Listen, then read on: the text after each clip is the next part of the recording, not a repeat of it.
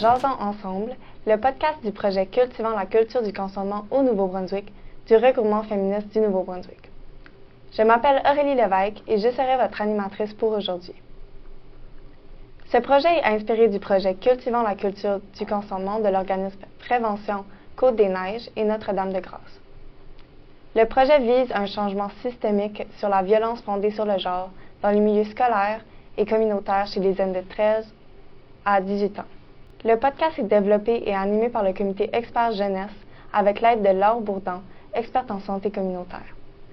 Dans ce podcast, on aborde des sujets dits tabous ou trop touchy en allant chercher des témoignages d'experts et expertes, d'intervenants et intervenantes jeunesse et de jeunes. Aujourd'hui, on va parler du consentement. Le consentement sexuel peut être défini comme l'accord libre et éclairé que l'on donne à une personne au moment d'avoir une activité sexuelle. Ce consentement doit être mutuel, c'est-à-dire que les deux personnes doivent donner leur accord.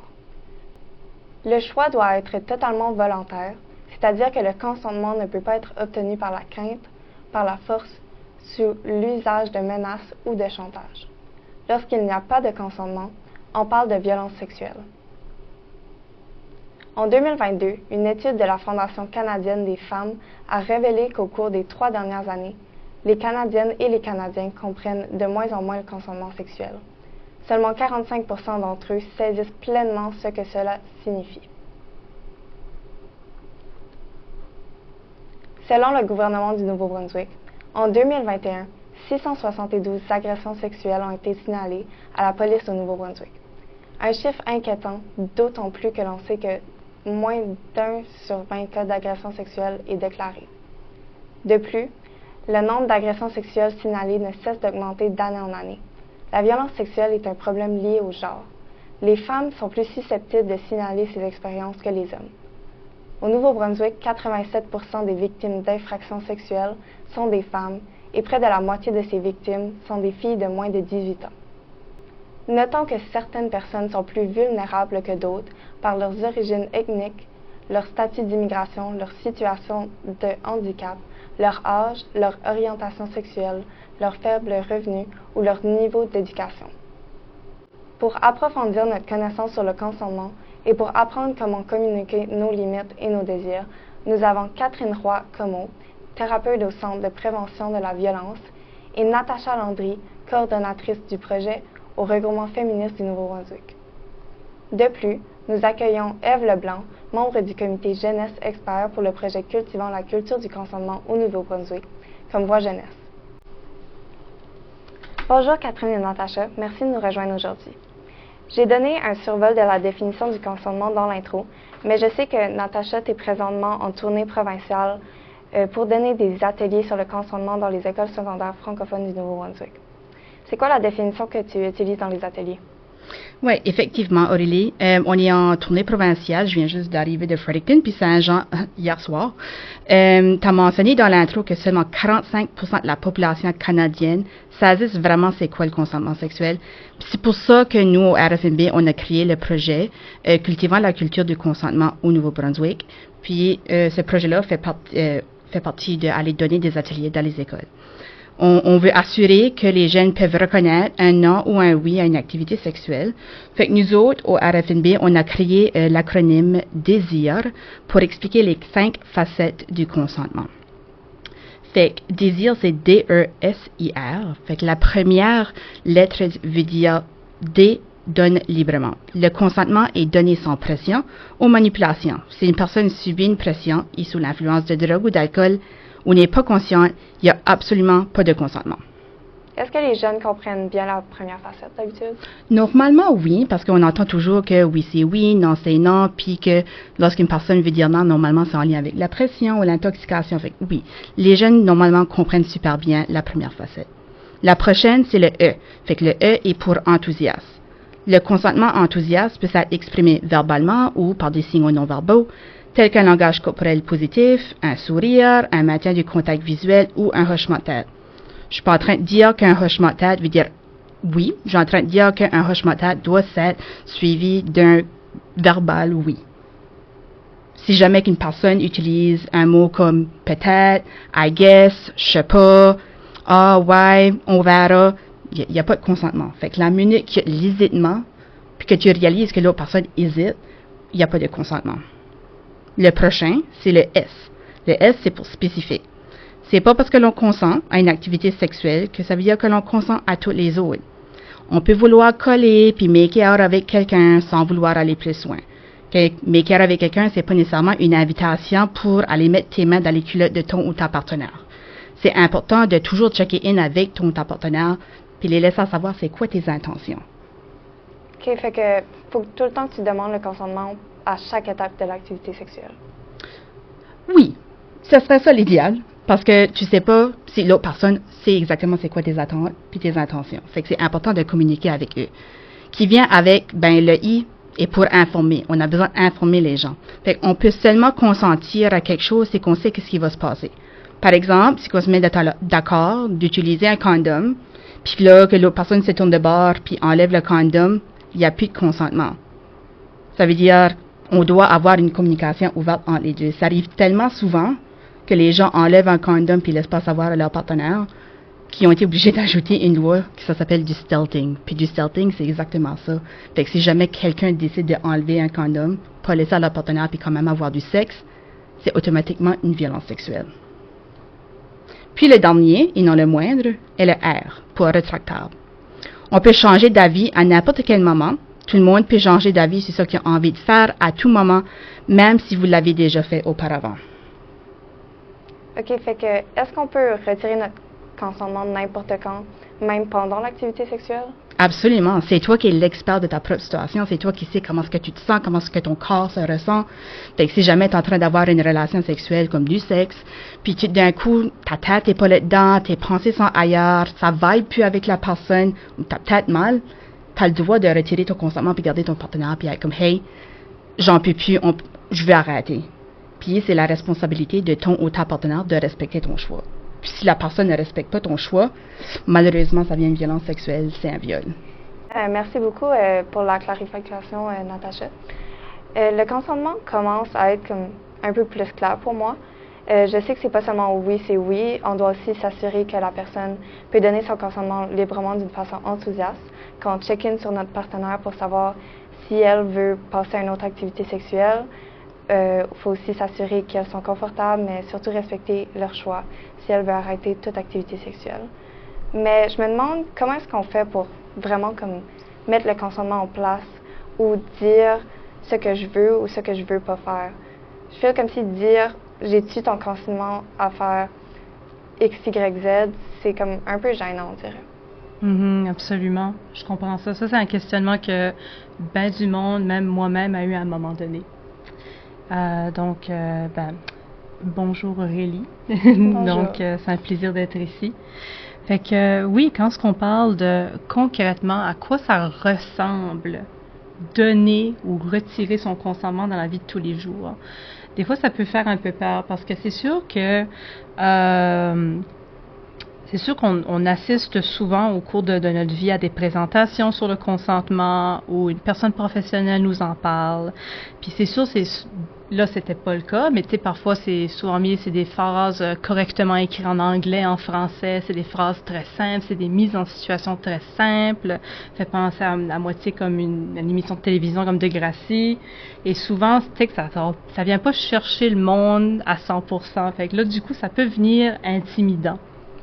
Mais quelque chose que j'aime apporter auprès des jeunes avec qui je parle, puis même auprès de mes pairs, c'est que le consentement, ça n'a pas besoin d'être aussi robotique qu'on le pense. C'est pas nécessairement « oui, je donne mon consentement », non, je retire mon consentement. Tu sais, c'est pas obligé d'être aussi sec. Parce que quand on revient à la base, le consentement, c'est quelque chose on exerce un petit peu ça tous les jours dans différentes sphères de notre vie. Fait que là, je vais m'éloigner rapidement du sujet consentement sexuel, mais je vais vous donner des exemples de la vie de tous les jours. Tu sais, par exemple, lorsqu'on va visiter de la famille et que, par exemple, on a une ma tante ou un oncle qui veut nous donner une hug, tout simplement dire « Hey, je peux-tu te donner une hug? » Non. Oui, j'adorerais ça. OK. Ou lorsqu'on est dans une situation sociale avec des amis ou un événement du travail, Hey, la gang, c'est-tu correct si je prends une photo du groupe? Oui, non, ah, OK. Whoever qui veut pas être dans la photo, OK, vous serez pas dedans. Ça, c'est du consentement aussi, puis c'est demander du consentement. Ou comme, encore là, un petit peu plus loin, hey, j'aime vraiment la selfie qu'on a pris ensemble. Peux-tu la mettre sur mon Instagram? Ouais, ce serait correct, mais juste pour ta story qui va être là 24 heures, pas sur un post. Ah, OK. Ça, c'était du consentement. Ça, c'était une conversation de consentement. Fait qu'on on s'aperçoit que c'est beaucoup plus fluide quand on s'éloigne de la formalité, là. On voit que c'est beaucoup plus commun, puis c'est pas sorcier, le consentement. Est-ce que ça répond un petit peu à tes questionnements? Est-ce que ça fait de l'allure pour vous autres? Oui. OK, super. OK, c'était super clair, Catherine. Moi, j'ai un petit ajout. Fait, oui, on est en train de dire qu'il faut que tu demandes le consentement, de mettre des photos en ligne ou de donner un hug. Ça, c'est une patate banale. Mais c'est comme ça qu'on commence à développer le muscle de demander le consentement. Tout à fait. Mm-hmm. C'est comme si tu fais du sport. Du sport, faut que tu pratiques pour devenir la meilleure personne à ce sport-là. Mm-hmm. Ça vient la même chose avec le consentement. Tu commences à pratiquer avec le consentement qui n'est pas nécessairement sexuel. Mm-hmm. Puis là, éventuellement, quand tu auras besoin de mettre en place le consentement sexuel, ça va être plus simple pour toi d'avoir le rebound, le réflexe de poser la question puis t'informer pour faire sûr que la personne est correcte avec qu'est-ce qui s'en vient. Exactement, oui. Et permets-moi de juste clore ce que tu viens tout juste de dire. Mais tu sais, quand on arrive au consentement sexuel, à quoi est-ce qu'un non peut ressembler aussi? Tu sais, ça peut être comme, hey, je commence à me sentir pas bien, je commence à me sentir weird, là. On peut-tu s'arrêter? Tu sais, ça peut être quelque chose comme ça. Ça peut être aussi simple que ça, de juste, à un moment donné, commencer à juste dire, hey, j'ai trop chaud, ou j'aime pas la lumière, ou je suis plus confortable. On peut-tu s'arrêter? Tu sais, ça revient à l'aspect du désir rétractable R. Mm-hmm. Ouais. Un non, ça peut avoir de l'air à ça. Exactement. Merci beaucoup, Eve, de nous rejoindre. Est-ce que toi, tu as des choses à rajouter par rapport à ça qu'on vient de parler d'eux? Je trouvais encore que c'était des super bons points. Surtout ce que Natacha a dit et que tu as mentionné, à continuer à pratiquer, à demander le consentement, parce que c'est sûr qu'on mise beaucoup sur le côté sexuel qui est très important, mais avant de foncer là-dedans, c'est sûr qu'il faut explorer les côtés un peu plus de tous les jours. Puis toi, Eve, c'est quoi ton point de vue à propos de donner ton consentement? Moi, je pense que il n'y a rien de mal à donner son consentement. On parle souvent de comment dire non, mais il y a aussi comment dire oui. Fait que tu peux dire oui, il n'y a rien de mal avec ça, mais tu dois être 100% confortable avec ça. Donc, comme Natacha a mentionné, il faut que ça soit enthousiaste, il faut que ça soit clair. Si tu ressens une certaine pression à dire oui, ou que quelqu'un te force à dire oui, mais t'es pas dans une bonne situation, il faut aussi vraiment apprendre à se connaître, puis qu'est-ce que nous on aime, puis c'est quoi nos limites, c'est quoi les choses qu'on est confortable à faire. Donc, avant de dire oui, il faut toujours apprendre à un petit peu mieux se connaître. Fait quoi, moi encore, je pense vraiment qu'il n'y a rien de mal à dire oui. Tout est aussi longtemps qu'on se connaît, puis on sait c'est quoi les intentions et les attentes de l'autre personne. Donc, ouais. Mm-hmm. Puis aussi, encore une fois, que ça soit juste vraiment bien communiqué, que ça soit clair. Mm-hmm. Et ce que tu viens de dire, Eve, est extrêmement intéressant. Ça apporte une belle nuance à ce qu'on discutait. Parce que, tu sais, à mesure qu'on avance dans notre vie et qu'on se développe en tant qu'être sexuel, on apprend sur nous autres et on apprend ce qu'on aime et ce qu'on n'aime pas. Puis, des fois, justement, comme communiquer son consentement, ça peut être comme, OK, je suis curieuse à propos de ça, essayons. Oui. Et là, on essaye, ah non, j'aime plus ça. Non, j'aime pas ça, on fait plus ça. Ou, oh wow, j'ai vraiment aimé ça, peux-tu le refaire? Tu sais, ouais. Mm-hmm. Puis surtout, faut pas oublier aussi, on parle vraiment comme des limites puis du consentement, mais faut pas oublier que le sexe est censé être le fun. Absolument, absolument. Puis je pense qu'on commençait justement à en parler, hein. Mm-hmm. Parce que tu sais, quand on se développe et qu'on apprend à justement de ce qu'on aime, on va vers l'autre. Le consentement, c'est clé parce que oui, il y a un aspect individuel quand on parle de masturbation etc., de consommer quelque chose de plus érotique, mais une grosse partie de la sexualité demeure quand même avec les autres. Puis justement, tu sais, un oui et communiquer le oui pour justement comme développer cet aspect-là de soi-même, ça peut être de différentes façons vraiment.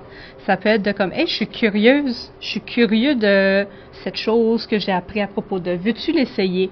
Oui, non, voilà, boum, consentement. Tu sais, on l'a ajouté dans la communication.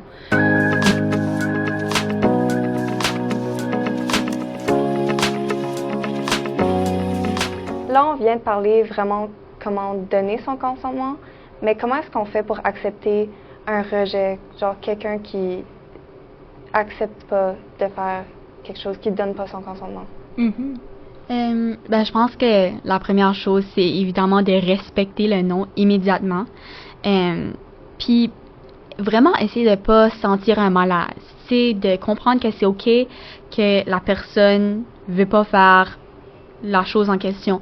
Puis aussi de reconnaître que c'est pas toujours à cause de toi que la personne a dit non.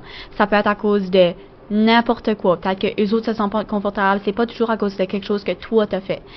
C'est sûr que ça se peut, mais faut pas sauter à cette conclusion-là trop vite. Aussi juste de pas essayer de convaincre la personne ou de les faire changer d'avis parce que comme il faut vraiment comprendre que ils ont dit non une fois, ils vont pas changer d'idée parce que t'insistes. Puis dernièrement, juste pas s'attendre à une raison ou une explication. Si la personne est prête et la personne veut, elle peut donner une explication, mais il faut vraiment pas l'attendre parce que personne en doit une. Tu sais, la personne a toujours le droit de dire non et c'est juste de vraiment respecter leur décision. Ouais. Absolument. J'aime vraiment ce que tu as apporté, Eve, là, puis honnêtement, ça retourne à qu'est-ce qu'on dit auprès des jeunes, c'est-à-dire les enfants et les adolescents lorsqu'on parle du consentement et quand on parle de faire face à un rejet, soit dans la vie de tous les jours ou par rapport à des relations amoureuses, intimes et sexuelles, 100%. Donc c'est ça, donc on ne redemande pas, on négocie pas, on respecte le non, peu importe comment il a été exprimé, comme qu'on parlait tantôt. Puis tu sais, justement, comme j'aime aussi apporter puisque étant que je suis intervenante et thérapeute, j'apporte un petit peu le côté plus émotionnel. C'est ça, justement, comme on disait, on peut naviguer un rejet. Un non sur le moment ne veut pas nécessairement dire un rejet éternel. Tu sais, justement, la personne avait probablement d'autres besoins, puis c'est pas toi, là, tu sais, la personne, c'est pas toi qui est wrong, absolument. Puis aussi, c'est important aussi d'apprendre et savoir comment naviguer les émotions négatives qu'on peut recevoir. On peut ressentir aussitôt que la personne nous dit non. Peut-être qu'on peut ressentir de l'embarrassement. Peut-être qu'on peut ressentir peut-être de la peur, ou peut-être qu'on est fâché. Fait que là, c'est important, on ajoute à ça de comme bien naviguer ces émotions, c'est-à-dire de les nommer, d'être capable de les nommer soit dans sa tête ou par après avec une discussion avec ta partenaire. Mais c'est aussi de se rappeler qu'à la fin de la journée, les émotions que tu ressens, par rapport à ton rejet, c'est ta responsabilité à toi, pas à la personne qui a dit non. Fait que c'est à toi de t'asseoir avec et de dire, OK, hey, j'ai filé fâché à cause de ça. Pourquoi? Fait que, tu sais, c'est pas trop sorcier, mais c'est inconfortable de s'asseoir avec ses émotions, mais c'est important. Puis, comme on disait tantôt, pratiquer le consentement, c'est un peu comme pratiquer un muscle, c'est la même chose pour les émotions. Les processer, les ressentir et les nommer, c'est un muscle qui se développe. J'aimerais aussi dire que ça se peut, si la personne, quand on parle comme de relations sexuelles, si la personne donne pas son consentement, ça veut pas dire que c'est à cause de toi. Ça peut aussi être que la personne n'est juste pas prête à avoir des relations sexuelles en général avec n'importe qui. Oui, c'est vrai. Là, on vient de parler de comment accepter un rejet, mais comment est-ce qu'on fait pour dire non sans frustrer l'autre? C'est vraiment une bonne question. Fait que, premièrement, moi, je pense pas que l'autre personne devrait être frustrée. Mais c'est sûr qu'il y a différentes manières que la personne peut comprendre un non, peut ressentir le rejet. Fait que je pense juste de rester calme et clair. Puis de pas trop hésiter, pas être comme je pense pas que j'aime ça, juste de vraiment leur dire comme plus straightforward, comme ok, on arrête, j'aime pas ça, parce que là la personne peut un petit peu plus comprendre, puis ils vont pas se sentir mal que ils comprenaient pas au début, fait que ça les a pris plus longtemps à arrêter tout, ils vont plus comme arrêter sur le champ.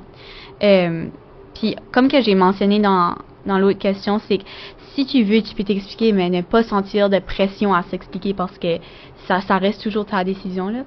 Fait que, je sais pas si Catherine, t'avais d'autres choses à ajouter sur ça. Non, ça fait du sens, ce que tu as apporté, puis c'est une belle petite nuance. Mm-hmm. Là, on vient de parler de comment est-ce qu'on fait pour dire non, mais comment est-ce qu'on doit réagir à quelqu'un qui nous envoie un nude sans qu'on ait donné notre consentement? Mm-hmm, absolument, absolument. Dans des cas comme ça, tu sais, c'est quand on regarde au mot non voulu, justement, là, que comme on voulait pas une photo, donc, tu sais, ça veut dire que probablement la personne n'a pas respecté nos limites, right? Puis, c'est recommandé de, quand on commence d'être en relation, ou on date quelqu'un, ou on est dans le talking stage avec quelqu'un, c'est une bonne pratique, encore une fois, c'est un muscle qui se pratique, de parler des limites. Hey, moi, quand je suis excitée, j'aime vraiment recevoir des photos, ou j'aime en envoyer. Tu sais, comme quand je suis super excitée, j'aime envoyer des photos de moi. Qu'est-ce qui est le cas pour toi? On peut, puis après ça, l'autre personne peut dire, oh my God, moi aussi. Ou ça peut être comme, moi, j'aime recevoir les photos, mais j'aime pas en envoyer. Je préfère continuer à texter. Ou ça peut être comme, moi, je préfère juste pas recevoir de photos. Mais si jamais ça change, je vais te le dire. Tu sais, c'est des conversations comme ça. Mais si on en reçoit une, puis on n'a pas eu cette conversation-là, ben là, c'est une opportunité, quoique c'est inconfortable sur le coup, là, t'es comme, oh, mon doux, là, tu sais, c'est inconfortable. On peut quand même avoir une opportunité, puis c'est bien correct, après que ça arrive, d'être comme, hey, quand t'as envoyé ta photo, là, ça m'a fait réaliser que, comme, j'aime pas ça, recevoir des photos. On peut-tu, comme, plus faire ça, ou comme, quelle est la façon que tu peux m'exprimer que tu es excité sans envoyer une photo? Ou, lorsque tu es excité et tu veux m'en envoyer une, peux-tu me demander? Parce que ça peut dépendre de ma mood. Des fois, ça me tente, des fois, ça me tentera pas d'en recevoir. Mm-hmm. Une conversation par rapport à l'échange de photos peut vraiment aller dans ce sens-là.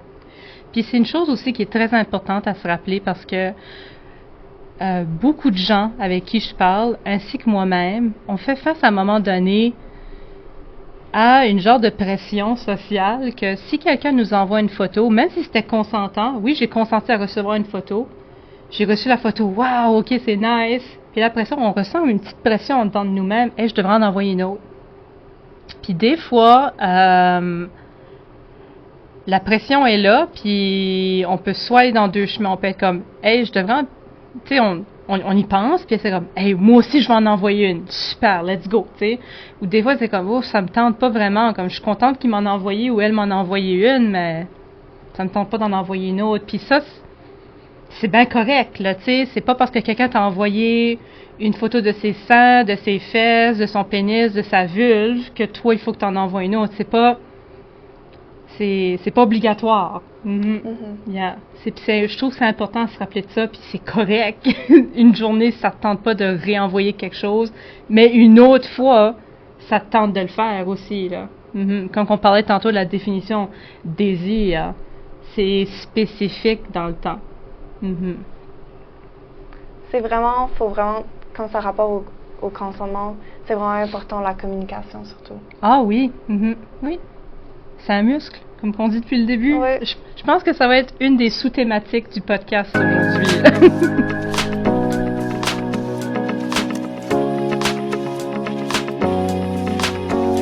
On On vient de parler de plusieurs facettes différentes du consentement, mais je viens de réaliser qu'on n'a pas encore parlé de l'âge du consentement.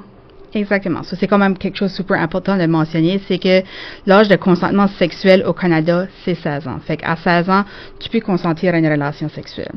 Mais c'est sûr qu'il y a peut-être des personnes avant l'âge de 16 ans qui veulent avoir des activités ou faire des actions sexuelles avec leur partenaire. Fait que c'est important de mentionner les autres âges aussi. Fait que quand tu as 14 ans, tu as le droit de consentir à une relation sexuelle seulement si que l'autre personne a moins de 19 ans. Si tu as 15 ans, tu peux seulement consentir à une relation sexuelle si l'autre personne a moins de 20 ans. C'est sûr, là, je viens juste de mentionner que l'âge de consentement au Canada, c'est 16 ans, mais il y a quand même des instances qui font en sorte que la ligne de consentement vient embrouiller. Fait quand on parle de dynamique de pouvoir ou quand quelqu'un a une situation d'autorité sur toi, le consentement, ça vient un petit peu plus complexe parce que, par exemple, disons que tu es coach de hockey puis tu dates quelqu'un de la team, que tu es une coach de hockey d'une équipe à la polyvalente au secondaire. Fait que toi, tu as 19 ans, tu dates quelqu'un de l'équipe qui a 16 ans, 16, 19, selon la loi, 16 ans, 19 ans, il n'y a pas de problème. Où est le problème? Ben, le problème vient que le coach, fait que la personne qui coach l'équipe sportive, date une de ses players. OK? Puis cette personne-là a toute cette autorité-là sur la player. Fait c'est la personne qui choisit qu'est-ce qu'ils vont faire aux pratiques, est-ce qu'ils vont jouer, quelle position qu'ils vont jouer dans l'équipe sportive. So, parce que la personne-là a toute cette autorité-là, la ligne de consentement est très embrouillée. Parce que la personne de 16 ans ne peut pas effectivement donner son consentement à 100%. Parce que derrière sa tête, là, oui, peut-être son chum ou sa blonde lui dit pas « Hey, si tu couches pas avec moi ce soir, ben tu vas pas jouer à la game demain. » Ça se fait, ça peut arriver, mais ça se fait que c'est pas ça qui se passe.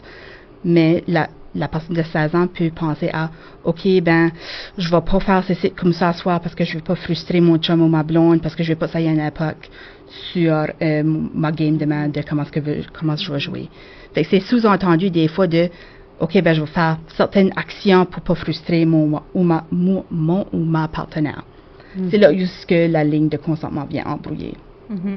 Ça arrive malheureusement quand même assez souvent. Puis si jamais ça arrive, parce que ça se fait que vous vous datez avant, puis t'es comme, ah ben moi ça me tente de aller être coach à l'équipe de rugby à Mathieu Martin 10 ans, puis je sais que ma blonde est là, ben c'est ma responsabilité d'être comme, je vais pas aller coacher l'équipe où ma blonde joue. Je vais aller coacher peut-être à Clément Cormier à la place. Fait que c'est de faire des décisions quand même éclairées, puis de pas mettre votre partenaire dans une situation où la ligne de consentement peut s'être embrouillée. Puis avoir cette pression-là, cette autorité-là sur la personne. Puis ça n'arrive pas juste avec des coachs, là. Ça peut arriver aussi, vous avez peut-être un emploi d'été ou est-ce que votre superviseur a la même âge que vous autres. Fait que ça, c'est OK, right? Techniquement, légalement, même âge, c'est fine. Mais le problème vient à nouveau que cette personne-là a cette autorité-là sur toi, peut faire des décisions en lien avec qu'est-ce que toi tu fais au travail. C'est plus là où la ligne vient embrouiller. D'autres embrouillages de ligne. On a parlé au début que la définition du consentement, c'est désir, D-E-S-I-R. Puis la première facette, c'est donner librement. Puis quand on parle de donner librement, on parle de aucun alcool, aucune drogue. Puis il faut que la personne soit consciente. Si la personne n'est pas consciente, clairement, il n'y a pas de consentement. On n'est pas en train de vous dire de si vous buvez, ayez pas du sexe, OK? Ce qu'on est en train de vous dire, c'est de faire attention. Puis de réaliser que une consommation pour une personne n'a pas le même impact sur l'autre. Fait que nous autres, quand on consomme de la drogue ou de l'alcool, ça a un impact sur ton cerveau. Fait la décision que tu fais sober n'est pas la même décision que tu fais si tu es intoxiqué. Puis c'est pour ça que la ligne de consentement, là aussi, vient embrouiller, parce qu'on ne sait pas si que la personne qui nous dit oui peut effectivement nous dire oui parce qu'ils ont consommé quelque chose.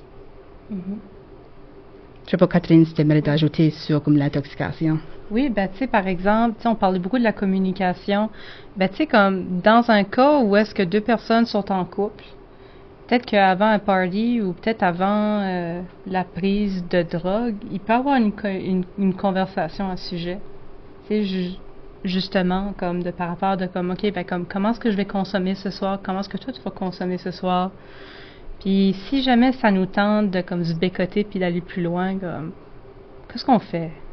Tu sais, Savoir ces conversations-là. Puis, si jamais que vous vous trouvez dans une situation où vous avez consommé de la drogue, puis vous avez consommé de l'alcool, puis quelqu'un va à l'encontre de vos limites, puis vous manipule ou vous force de faire quelque chose que vous voulez pas, c'est de la violence sexuelle, OK?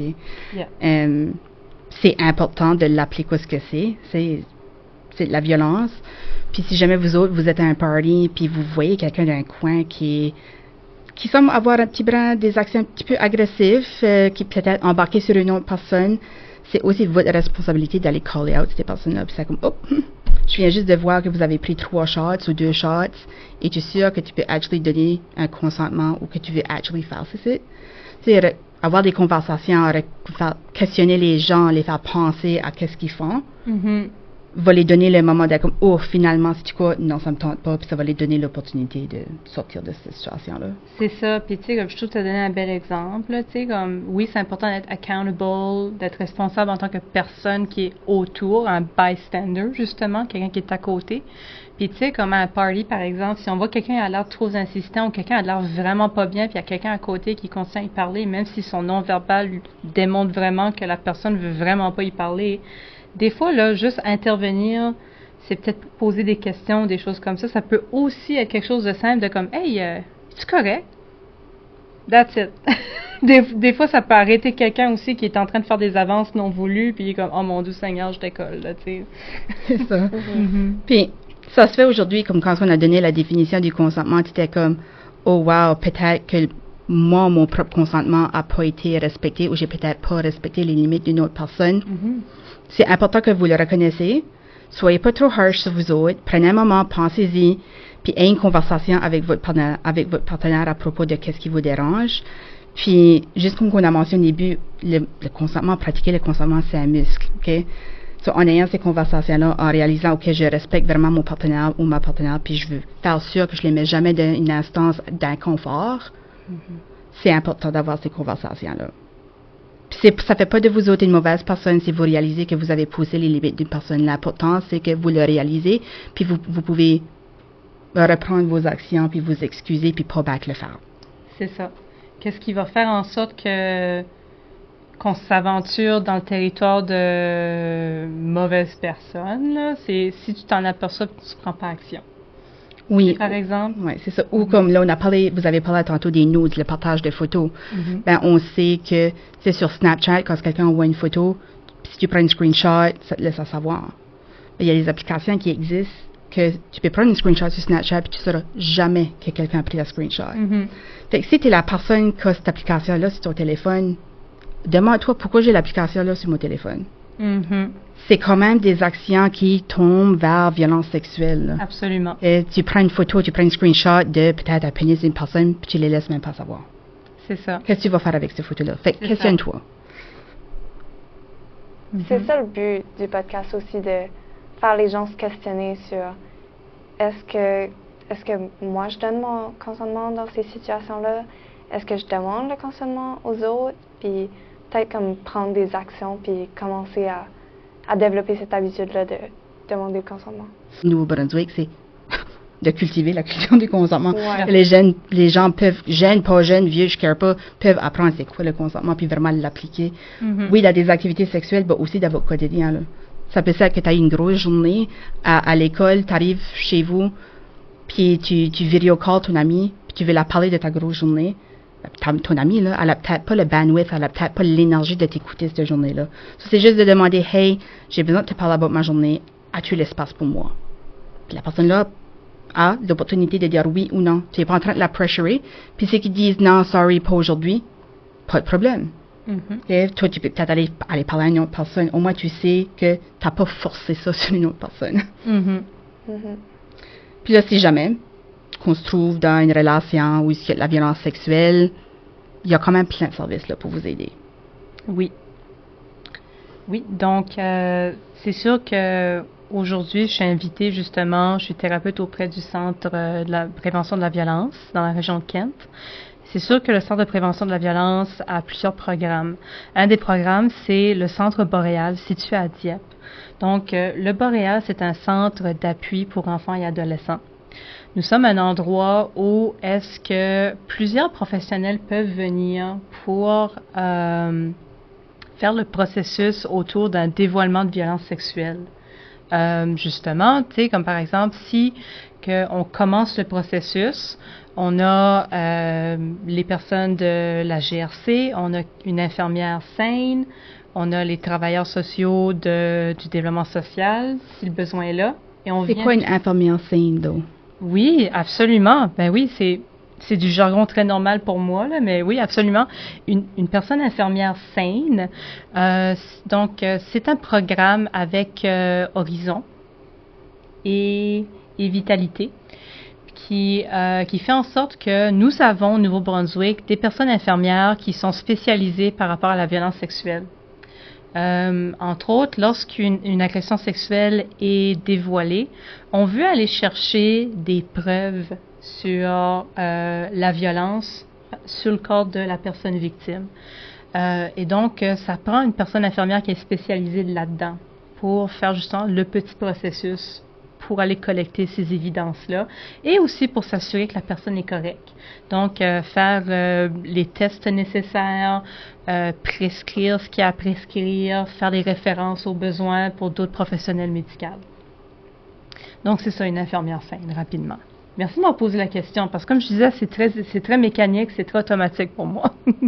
Mais là, je reviens à mes moutons. Au Centre Boréal, ça fait en sorte que quand quelqu'un dévoile et que on a besoin justement d'enclencher ce processus-là, tout le monde vient au Boréal. L'infirmière, la GRC, le développement social.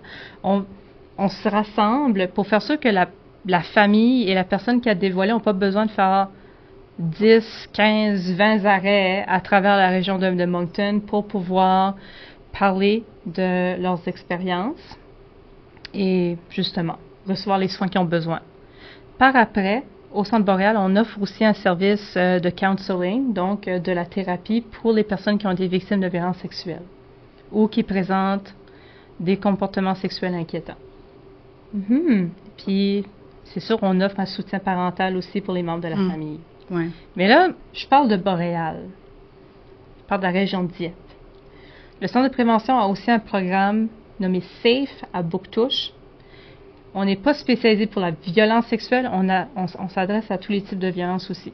Mais ça, c'était assez pour cette parenthèse-là. Ailleurs au Nouveau-Brunswick, on a d'autres services aussi. Pas nécessairement comme le Centre Boréal, mais on a d'autres centres d'aide pour les personnes victimes de violences sexuelles. Pour les gens à travers la province, ce que je vous recommande de faire, si vous posez déjà la question, ou même si vous êtes quelqu'un qui est victime et vous voulez aller chercher de l'aide, je vous recommande d'aller d'appeler le centre d'aide le plus près de chez vous. Comment est-ce que vous figurez quel est le centre le plus près de chez vous? Je recommande d'appeler le 211 ou d'aller sur votre navigateur Internet, mettre 211 Nouveau-Brunswick. Sur le site web ou l'application, vous pouvez mettre votre région et vous pouvez taper le mot-clé « violence sexuelle ». Et là, tous les centres au Nouveau-Brunswick vont ressortir. Là, vous avez juste besoin de scroller, donc juste faire défiler jusqu'à temps que vous voyez les services qui sont dans votre région. C'est assez straightforward, pardon l'anglicisme, mais on voit le nom de l'organisme, région, bam, OK, parfait, next. Puis là, fait que c'est quand même assez facile à naviguer. Et bien entendu, ça c'est quelque chose que je dis toujours aux personnes clientes que je vois, 211, c'est pour faire la recherche de services. Par exemple, si vous êtes dans une situation d'urgence, c'est le 911 tout de suite. Puis ces services-là comme violence sexuelle, oui, ils sont là pour vous soutenir, mais ils ont aussi des lignes de soutien. Oui. Des lignes de crise que vous pouvez appeler. Absolument. Fait qu'ayez pas peur d'utiliser ces lignes-là. Puis si jamais que, pour une raison ou une autre, vous n'êtes pas confortable d'appeler les services de violence sexuelle, il y a aussi Jeunesse J'écoute. Absolument. Que vous pouvez appeler, avoir du soutien émotionnel, parler avec quelqu'un. vous pouvez avoir un service quand même assez vite. C'est ça. Puis, qu'est-ce qui est sharp avec Jeunesse J'écoute, il y a aussi l'option du texto. Oui. Mm-hmm. Fait que si parler au téléphone, c'est quelque chose qui est intimidant ou juste que vous avez tendance à procrastiner puis un texto, c'est plus facile, ils ont aussi l'option. C'est ça. Mm-hmm. Oui, il y a plein de ressources là pour vous autres. Exactement. Honnêtement, c'est ça qu'on veut. Que le but de cultiver la culture du consentement.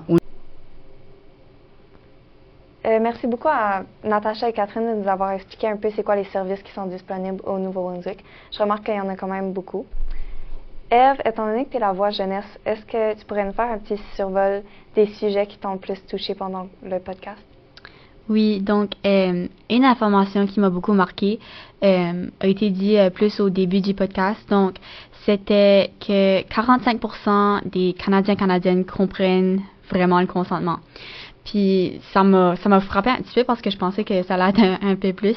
Mais ça prouve juste qu'il y a quand même des grosses démarches à faire. Le podcast, ça c'en est un.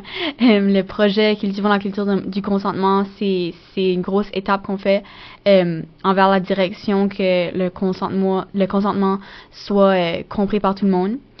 Je pense que il y a beaucoup de monde qui sont d'accord que c'est pas une conversation qu'on veut toujours avoir avec nos amis, avec notre partenaire, mais il faut réaliser que juste une simple conversation, ça peut vraiment tout changer. Ça peut changer la dynamique d'une relation sexuelle, de n'importe quoi vraiment, de n'importe quelle action, n'importe quelle demande. Fait que c'est vraiment, vraiment super important. J'ai aussi beaucoup aimé ce que Catherine a dit sur que le consentement n'a pas besoin d'être robotique. Et on peut l'exercer dans plein d'autres aspects que juste les activités sexuelles, comme la photo ou le câlin. Fait que j'ai vraiment aimé ça parce que c'est vrai, puis c'est comme ça que on commence à pratiquer le consentement. Puis j'aimerais juste terminer en redisant que c'est tellement plus une affaire de communication qu'on le pense, de toujours juste avoir cette conversation-là, même si on le veut pas, de toujours demander, de toujours réévaluer c'est quoi les choses que la personne se sent confortable à faire et se sent pas confortable à faire, de toujours réévaluer parce que c'est juste tellement important pour rendre les personnes à l'aise et confortables avec toutes les activités qu'elles entreprennent. Fait que, ouais. Merci beaucoup, Ève, d'être avec nous aujourd'hui pour le podcast. Avant de finir, j'aimerais juste faire un petit rappel de l'acronyme DÉSIR du RFNB pour le consentement. Le D, c'est pour donner librement. E pour être enthousiaste. S pour spécifique, I informé et R pour rétractable. Ceci conclut notre épisode sur le consentement. On veut remercier notre bailleur de fonds Femmes, Égalité, Genre Canada, car sans eux, ce podcast n'aurait pas lieu. On veut aussi remercier les intervenantes d'aujourd'hui, Catherine Roy-Comeau, Natacha Landry et Ève Leblanc. C'était une discussion très enrichissante. On veut aussi remercier vous, les auditeurs et auditrices. On espère que cet épisode vous aide à appliquer le consentement dans votre vie quotidienne. Merci beaucoup pour votre écoute. À la prochaine.